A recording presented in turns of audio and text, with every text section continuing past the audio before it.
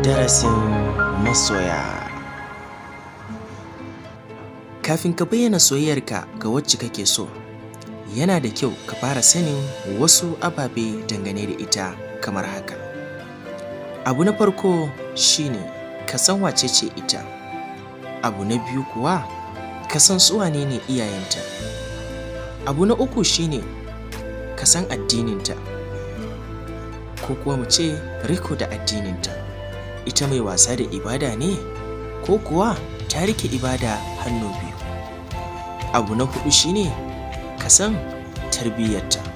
Shin ya take kuma ya mu'amalanta yake da sauran al'umma? Ya ke yar uwa, ya kai dan uwa, idan zaka fara soyayya ko zaki fara soyayya, yana da kyau ku fara duba wannan ababe, amma fa a babin shawara.